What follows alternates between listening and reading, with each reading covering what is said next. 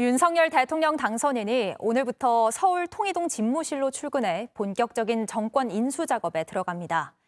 새 정부 첫 국무총리로 김부겸 총리의 유임 가능성이 나오는 가운데 대통령직 인수위원회 위원장을 맡은 국민의당 안철수 대표는 오늘 인수위 운영 방향을 밝힐 예정입니다. 유미애 기자입니다. 서울 종로구 통이동 금융감독원 연수원입니다. 건물 주변엔 폴리스 라인이 설치됐고 경계도 삼엄해졌습니다. 윤 당선인은 오늘부터 이곳에 마련된 집무실로 정식 출근합니다. 오전 11시 안철수 인수위원장과 권영세 부위원장, 원희룡 기획위원장과 만나 인수위 운영 방향을 논의합니다. 첫 외부 일정으로는 코로나로 어려움을 겪는 소상공인을 만나는 민생 행보를 검토 중입니다. 코로나 문제 해결을 최우선 과제 중 하나로 삼겠다는 의지가 반영된 것으로 해석됩니다.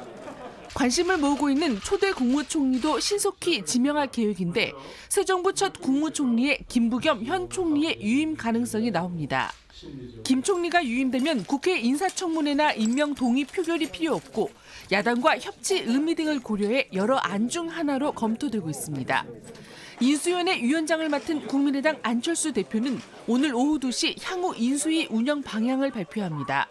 인수위의 중추라고 할 수 있는 기획조정 분과에는 국민의힘 추경호 의원이 간사로 국민의당 이태규 의원은 인수위원으로 내정돼 공동정부 기조를 함께 마련할 것으로 보입니다. 한편 대선 패배 이후 당내 수습과 재정비에 나선 더불어민주당은 오늘부터 본격적으로 비상대책위원회를 가동합니다. 현충원 참배를 시작으로 국회에서 첫 회의를 여는데 비대위는 8월 전당대회에서 새 지도부를 선출하기 전까지 당을 이끌게 됩니다. JTBC 유미입니다. 윤석열 대통령 당선인은 앞으로 새 정부를 어떻게 꾸려나갈 건지 밑그림 작업을 총지휘할 인수위원장에 안철수 국민의당 대표를 임명했습니다. 부위원장엔 권영세 국민의힘 의원이 당선인의 공약이 정책에 적절하게 반영될 수 있도록 역할을 할 기획위원장엔 원희룡 전 제주지사가 임명됐습니다. 전다빈 기자가 보도합니다. 윤석열 당선인과 안철수 인수위원장은 야권 단일화를 할 때부터 국민통합정부를 만들겠다고 선언했습니다. 안철수 대표는 저와 국정운영 가치와 철학을 공유하고 안 대표도 인수위원회를 이끌 의지가 있고 저 역시도 적임자라 판단했습니다. 당선인 발표 후 안 위원장 측은 공동정부를 향한 약속과 신뢰의 첫 결실로 평가한다면서 최선의 노력을 다할 것이라고 밝혔습니다. 부위원장엔 권영세 국민의힘 의원의 이름이 호명됐습니다. 권 부위원장은 4선 의원으로 지난 대선에서 선거대책본부장으로 활약했습니다. 윤 당선인은 권 부위원장이 처음엔 고사했으나 결국 받아들였다는 취지로 얘기했습니다. 선거 기간에 정책본부장으로 공약을 전담했던 원희룡 전 제주지사는 기획위원장이 됐습니다. 기획위원장은 향후 새 정부의 정책에 당선인의 공약이 잘 반영될 수 있도록 하는 역할입니다. 인수위는 7개의 분과와 국민통합위원회, 그리고 코로나 비상대응 특별위원회, 지역균형발전 특별위원회 2개의 특위로 구성됐습니다.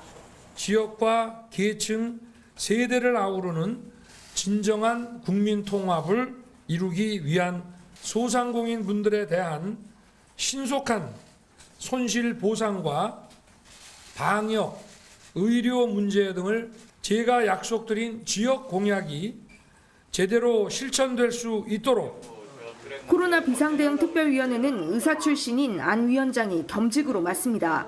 JTBC 전다빈입니다. 지난 주말 역대 최다인 38만 명이 나오는 등 국내 코로나19 신규 확진자가 30만 명대를 이어갔습니다. 오늘 발표될 확진자 수도 어젯밤 9시에 이미 30만 명을 넘겼는데요. 이렇게 검사자와 확진자가 폭발적으로 늘다 보니 이번 주부터 달라지는 점이 있습니다. 이제 PCR 검사 없이 병원에서 받는 신속 항원 검사 결과가 양성이면 확진자로 인정되고 학생들은 가족이 확진됐더라도 백신 접종 여부와 상관없이 학교에 갈 수 있습니다. 첫 소식 박민규 기자가 보도합니다. 서울 상암동의 선별진료소입니다. 우산을 쓴 채 검사를 기다립니다. 그동안 주말에는 대체로 검사 건수가 줄면서 확진자 수도 줄었지만 이번 주는 달랐습니다. 신규 확진자는 토요일 역대 최다인 38만 명이 나왔고 일요일에도 35만 명으로 역대 두 번째로 많았습니다. 오늘도 31만에서 32만 명이 추가될 전망입니다. 오늘부터는 병원에서 받는 전문가용 신속 항원 검사에서 양성이 나오면 곧바로 확진자로 인정됩니다. 추가로 PCR 검사를 받으실 필요가 없습니다. 바로 PCR 검사 확진자와 동일하게 격리와 재택 치료를 받으실 수가 있겠습니다.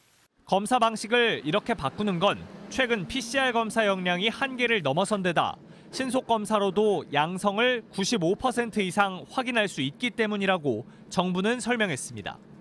신속 검사에서 양성이 나오면 바로 집으로 돌아가 격리하고 치료를 시작합니다. 60세 이상은 먹는 치료제도 처방받게 됩니다. PCR 검사 없이도 바로 확진자로 인정하는 겁니다.